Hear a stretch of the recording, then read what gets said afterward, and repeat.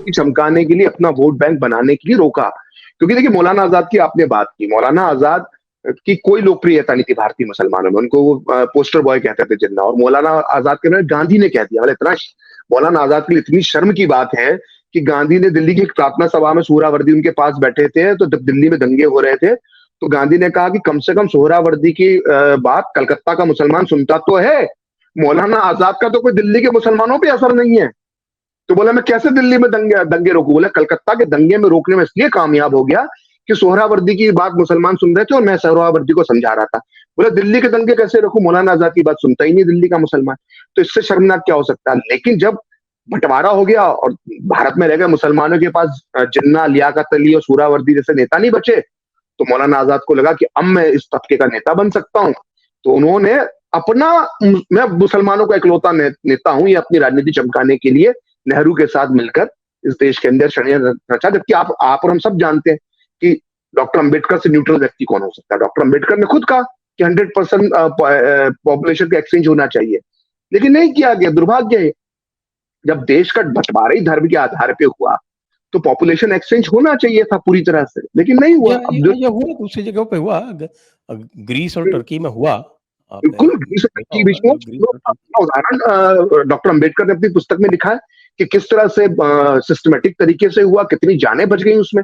देखिए, इसमें आप इसको हिंदू मुसलमान एंगल से भी ना देखिए, अगर बहुत सिस्टमेटिक तरीके से आबादी का बंटवारा सरकार के स्तर पर होता तो कम से कम जो दोनों तरफ के लोग मारे गए वो भी नहीं मारे जाते, उसमें कुछ कमी होती, वो इतनी बड़ी तादाद नहीं होती।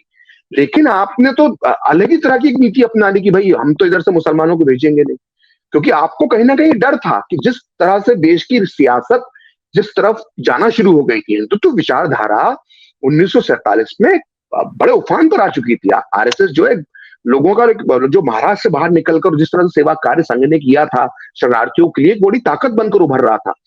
तो और सरदार पटेल खुद हिंदूवादी विचारों के जो नेता थे उनको आगे बढ़ा रहे थे, और इस तरह से एक हिंदूवादी विचारधारा देश के अंदर बन गई थी। क्योंकि जो जिन्ना और जो मुसलमानों द्वारा जो कत्लेआम किया गया था उससे हिंदू मानस एक तैयार होना शुरू हो गया था। इसी से घबराकर कि भविष्य में नेहरू की जो राजनीति है वो पीछे ना चले जाए, इसलिए मुस्लिम तुष्टीकरण का एक चेहरा नकाब ओढ़कर और धर्मनिरपेक्षता का नकाब ओढ़कर भारत में मुसलमानों को रोका गया, जबकि होना यह चाहिए था कि पॉपुलेशन का एक्सचेंज होना चाहिए। इसमें एक और जो मौलाना आजाद के जो किस्से हैं उसमें ये भी है कि मौलाना आजाद ने मुस्लिम लीग के जितने भी यहाँ पीछे छूट गए थे उनको सबको कांग्रेस में शामिल करवाया। वो जो जी, वो 27 और 28 दिसंबर को जो लखनऊ कॉन्फ्रेंस हुई थी, वो कॉन्फ्रेंस क्या थी? उस लखनऊ कॉन्फ्रेंस में पूरे देश भर के मुसलमान इकट्ठा हुए, पूरे लखनऊ को सजाया गया, और गांधी की इच्छा से हुई थी वो 26 और 27 अगस्त दिसंबर 1947 की लखनऊ कॉन्फ्रेंस।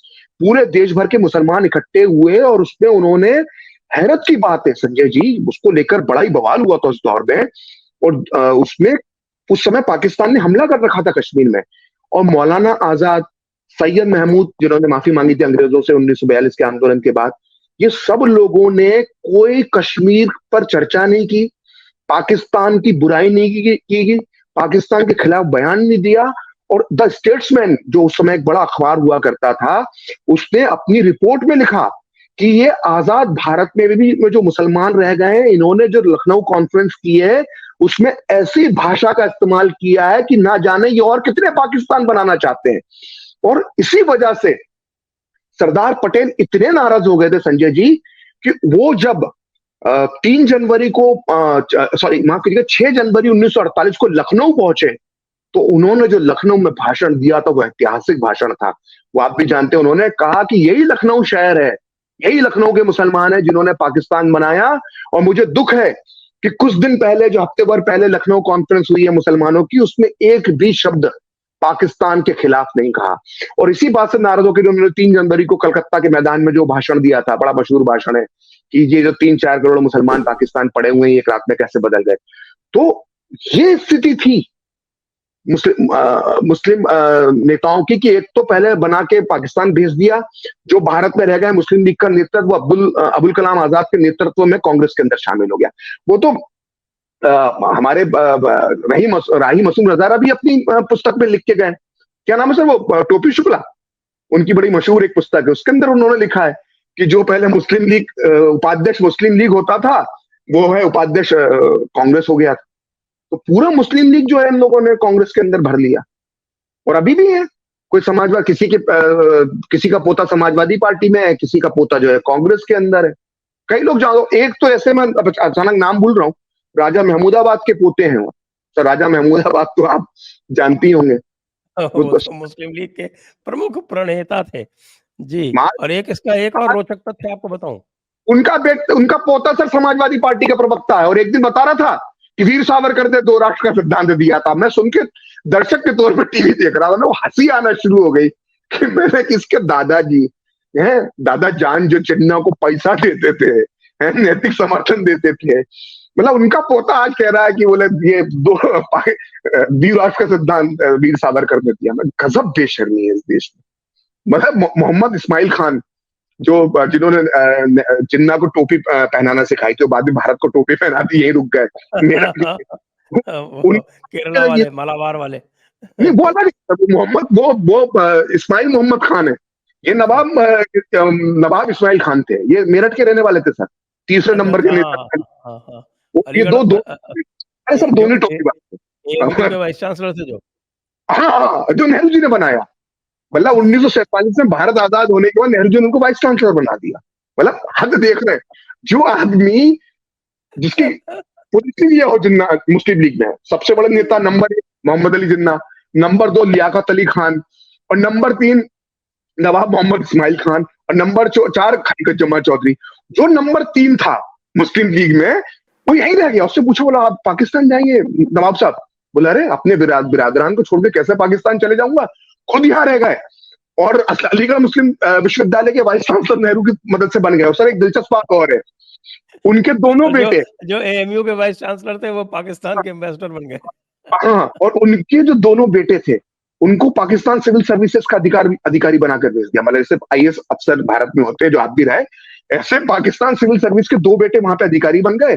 एक आध दो के वंशज अभी भी पड़े हुए, कांग्रेस की छोटी मोटी राजनीति करते हैं मेरठ में। मतलब गजब है। अब मतलब आप विलाप करें, क्रंदन करें, रोएं, आंसू बहाएं, या इस बेवकूफी पे हंसे, मतलब कुछ समझ में नहीं आता हमको। मतलब उस स्थिति में आज हम हैं। बिल्कुल ठीक है। वैसे तो राहुल गांधी को देख के आज भी लगता है कि ऐसा हाँ संभव हो सकता है, बिल्कुल क्यों नहीं हो सकता है। एक धर्मनिरपेक्षता का सर्टिफिकेट बांट रहे हो, मतलब जो आपके नाना ने किया वही आप कर रहे हो। मतलब हद है। मतलब मुस्लिम लीग कैसे, मतलब आपको आजाद साहब का एक और किस्सा सुनाता हूँ। जी जी। आजाद साहब को 1952 का जब चुनाव हुआ, तो उनको लड़ने भेज दिया रामपुर। तो आजाद ऐसा कुछ कहते हैं कि साहब की आजाद साहब ने कहा कि भाई मैं मुस्लिम बाहुल्य में क्यों जाऊं, मैं तो देश का नेता हूं, मैं तो कहीं से भी लड़ सकता हूं। लेकिन इतना तो खैर तमीज थी उन लोगों को उस वक्त भी कि भाई जो है आपको कैसी कॉन्स्टिट्यूंसी से लड़ना चाहिए। तो उनको रामपुर भेज दिया गया। रामपुर में उनके खिलाफ हिंदू महासभा के बिशन चंद सेठ, जो रामपुर के नहीं थे, शाहजहानपुर के रहने वाले थे, वो उनके सामने लड़े और जीत गए।